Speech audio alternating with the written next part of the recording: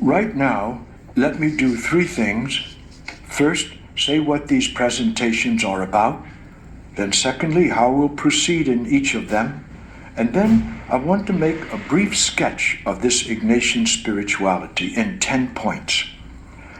So first, these 12 presentations deal with topics in an almost 500-year-old spirituality, not nearly as old as Benedictine, Franciscan, Dominican. Let me mention that spirituality differs from religion rather more in degree than kind, because both spirituality and religion are about knowing God and being holy. But religion expresses the way we live when we go to Sunday Mass, keep the commandments, be honest, rear our children, and so forth. It's not just external, but it's expressed externally very clearly.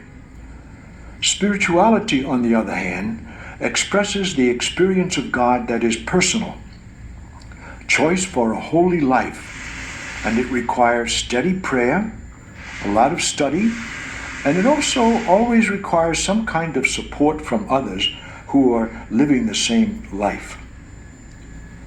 It's important to note about Ignatius's spiritual exercises that Ignatius designed them to help both those whose life is going to be led out in religion and those whose life is to be expressed in a spirituality. So some find that they are to go to Mass on Sunday, keep the commandments, and so forth. That is a noble life. It's a very good and holy life and is not to be looked down on. Some feel themselves called to more. These are the followers of Jesus served by spirituality. It's important to notice about Ignatius' spiritual exercises that they do not tell you what to do. They help you see what to do. You might ask, why talk about spirituality at all, and why Ignatian spirituality? This is still about what these presentations are about. I think myself that in the United States today, we are one of the most thoroughly educated churches in history. And I've run that by a couple of very great historians, and they agree. And now in the United States, there's a tremendous interest in spirituality. Actually, this is historical. We've always been interested in it. Think of transcendentalism back in the 1800s. Think of the number of sects that have grown up by people who found a new way to serve God. But the interest now has grown much greater for people who remain faithful in their church but wish to live a deeper life.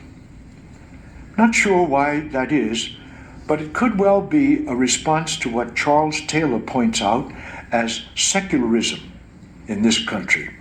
He thinks it has three moments. The first is there's a public backing off from religion. Obviously, no more religion taught in public schools. One company has just forbade all workers to have any symbols of religion or faith on their desks or walls. That's